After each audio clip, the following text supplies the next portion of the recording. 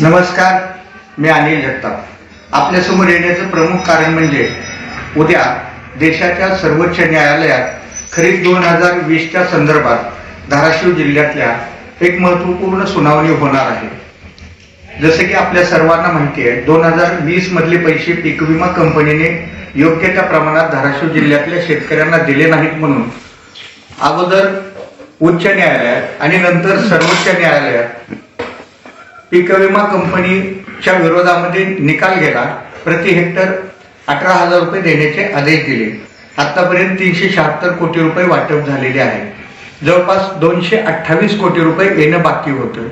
त्यासाठी छत्रपती संभाजीनगर उच्च न्यायालयात निर्णय झाला आणि 24 नोव्हेंबर रोजी उच्च न्यायालयाने आदेश दिले की 2 महिन्यात अर्थात 24 जानेवारीपर्यंत हे पैसे धाराशिव जिल्ह्यातल्या शेतकऱ्यांना वाटप करावे. मात्र 24 नोव्हेंबरला निकाल लागून देखील तब्बल 42 दिवस ते पैसे वाटप झाले नाहीत. अद्यापर्यंतही वाटप झाले नाही.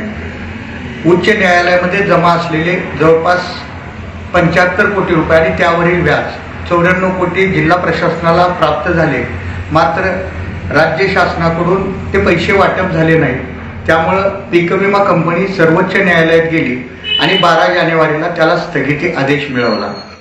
न्यायालयाचा निकाल लागून 42 दिवसात ते पैसे वाटपच झाले नाहीत. दुसरे, पीक विमा कंपनीचे जे राज्य शासनाकडे 134 कोटी रुपये होते तेही वाटप करायचे होते.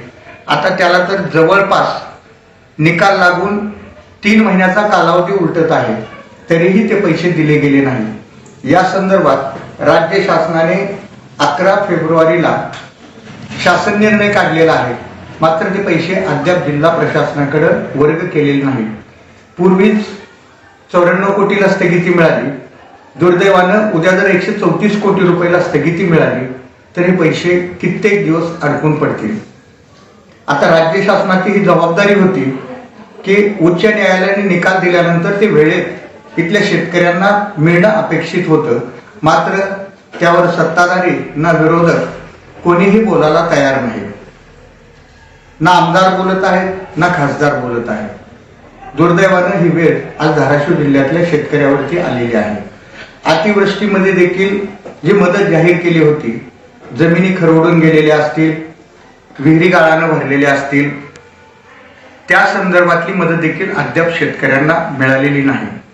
केवळ मताचा जोगवा मागण्यापुरत्या घोषणा होतात, पैसे मात्र दिले जात नाहीत, ही वस्तुस्थिती आहे. असो, सगळं लक्ष आता उद्याच्या सुनावणीकडे आपलं आहे.